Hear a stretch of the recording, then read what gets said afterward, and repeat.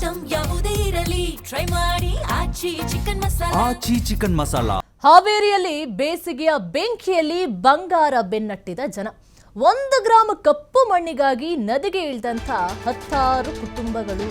ಹಾವೇರಿಯಲ್ಲಿ ಬೇಸಿಗೆಯ ಬಿಸಿಯಲ್ಲಿ ಮುಳುಗ್ತಾ ಇದೆ ವರದಾ ನದಿ. ವರದಾ ನದಿಯೊಳಗೆ ಕೈ ಹಾಕಿದ್ರೆ ಸಿಗುತ್ತೆ ಬಂಗಾರದ ಕಣಗಳು. ಯಾರಿಗುಂಟು ಯಾರಿಗಿಲ್ಲ.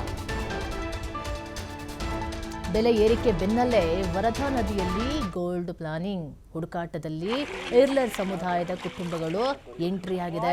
ನೋಡ್ತಾ ಇರಬಹುದು ನೀವು, ಬುಟ್ಟಿಗಳನ್ನು ತಗೊಂಡಿದ್ದಾರೆ, ಹಾಕ್ಕೊಂಡು ಬಗಿತಾ ಇದ್ದಾರೆ. ಒಂದು ಮುಷ್ಟಿ ಸಿಕ್ಕಿದ್ರೆ ಸಾಕಲ್ರಿ ಬಂಗಾರ. ಗಗನಕ್ಕೆ ಏರ್ತಾ ಇದೆ, ಕೈಗಂತೂ ಎಟಕ್ತಾ ಇಲ್ಲ. ಇಷ್ಟು ಈಸಿಯಾಗಿ ಸಿಗುತ್ತೆ ಅಂತ ಹೇಳಿದ್ರೆ ಯಾರು ಬಿಡ್ತಾರೆ? ಸಮುದಾಯಗಳೆಲ್ಲವೂ ಸಹ ಕುಟುಂಬಗಳು ಎಂಟ್ರಿಯಾಗಿ ನದಿಯಲ್ಲಿ ಬಂಗಾರದ ಬೆನ್ನಟ್ಟಿ ಜೀವನವನ್ನ ಕಟ್ಕೊಳ್ತಿರೋ ಕುಟುಂಬಗಳು. ಏನಾದರೂ ಸಿಗುತ್ತಾ ಅಂತೇಳಿ ನೋಡ್ತಾ ಇದ್ದಾರೆ. ಕೈಯಲ್ಲಿ ಜಾಲಿ ಹಿಡಿದು ನದಿಯೊಳಗೆ ಬಂಗಾರದ ಕಣಗಳ ಹುಡುಕಾಟ.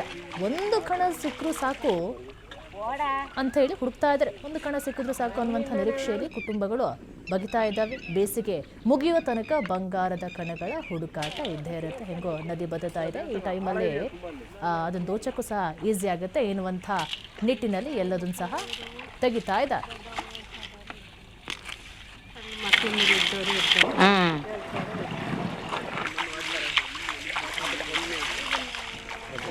ಅದನ್ನು ತೆಗೆದು ತಗೊಂಡೋಗಿ ಅಂಗಡಿ ಕೊಟ್ಟಾಗ ಅದನ್ನೇ ಬೇರೆ ಬೇರೆ ತೆಗಿತಾರೆ.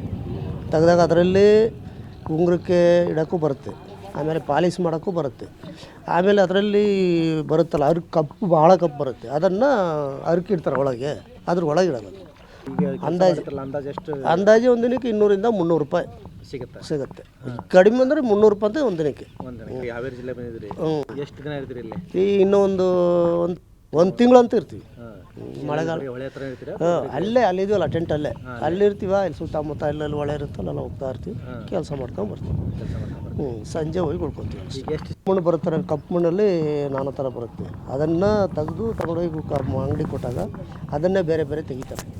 ತೆಗೆದಾಗ ಅದರಲ್ಲಿ ಉಂಗುರಕ್ಕೆ ಇಡೋಕ್ಕೂ ಬರುತ್ತೆ, ಆಮೇಲೆ ಪಾಲಿಶ್ ಮಾಡೋಕ್ಕೂ ಬರುತ್ತೆ, ಆಮೇಲೆ ಅದರಲ್ಲಿ ಬರುತ್ತಲ್ಲ ಕಪ್ಪು ಭಾಳ ಕಪ್ಪು ಬರುತ್ತೆ. ಅದನ್ನು ಅರ್ಕಿಡ್ತಾರೆ ಒಳಗೆ, ಅದ್ರ ಒಳಗೆ ಇಡೋದು.